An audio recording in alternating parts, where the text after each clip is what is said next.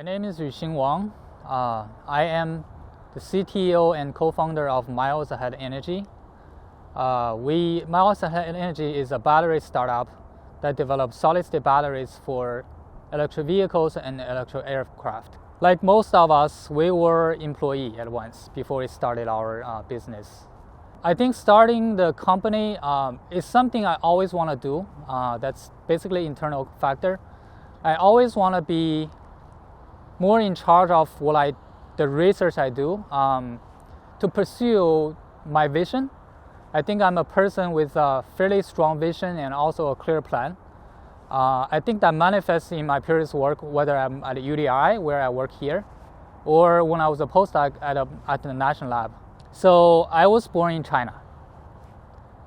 I lived my first 20 years in China. I got here in the United States when I was 20 as an exchange student to University of Washington. And I think it's probably through that experience I grew pretty thick skin. And you do need thick skin to be an entrepreneur, right? People say no to you all the time. And you're doing things that you're not even sure about. So you just have to push forward. I would say from very young, this is natural to me, I'm very interested in math. I'm very interested in physics and science. So learning those subjects was never a burden for me. I always excel at those. I actually have a brother, which is a little bit unusual for Chinese, we're the generation we have the one-child policy. Like I said, I'm a risk-averse person.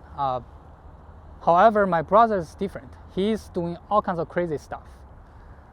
I still remember at a time he asked me to jump from a 3 meter. Let me translate that. That's like 10 feet wall. And he's like, "I'm gonna hold you right here." And I was standing up there for like 10 minutes, and he just keep pushing me. I finally jumped from that, and he caught me. But anyway, he do all kinds of crazy stuff. So that led me to think, okay, where did I get that gene or vibe to even do something crazy like entrepreneurship? So the first advice would be brave. If there's one reason that you fail, it's oneself, it's yourself. If you're not willing to try things, you're not willing to do things that are tough, to explore things, or to push boundaries, then there's really very little chance you could be successful, right? I understand being a foreign exchange student, being someone that's not so familiar with the environment is tough, but really you have to be brave. Second is to open your heart, okay? Open your heart means you really have to have the curiosity of learning things. You really need to, because America is such a big country with such a diverse culture, and also when you are in the technology space, you really gotta learn from a lot of people, mechanical people, chemistry people, physics people, or even some field that you feel a little irrelevant. So try to open up from your small field of expertise and just embrace what's out there. I think this is true whether you are someone from outside the country or you are just an American citizen. You have to persevere, right? You have to have the perseverance. But I think once you really to pursue, once you are really insistent on doing something, and then you start making progress, people will come on board. They will see, okay, this is someone they can rely on. This is someone they can gather on, and eventually parts just pick up.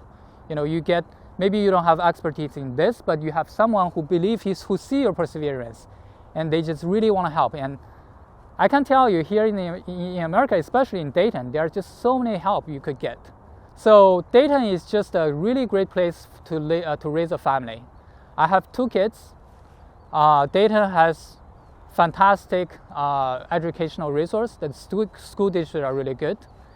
Dayton has low cost of living, so which is important for me, because if you're an entrepreneur, you have to think about for the first couple of years when you don't have the revenue coming in, how are you going to support yourself, right? So having a low cost of living helps. My wife is a full-time employee, so she's actually the bread earner of the family, and because it's low cost and we still have a fairly good standard of living here, that can really give me a assurance or give me a peace of mind to pursue something that's very, very risky, right? But really coming to the United States, America is a very different place. First of all, it's a much opener place. There's not a lot of rules, socially. There are some, of course, always. And also, America is a very business-friendly place.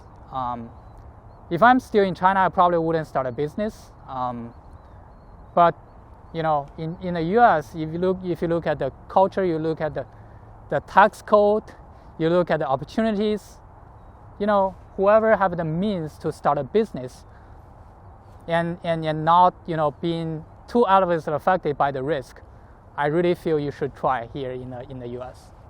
This is the birthplace of aviation. So even I know there has been a decline and a lot of companies move out.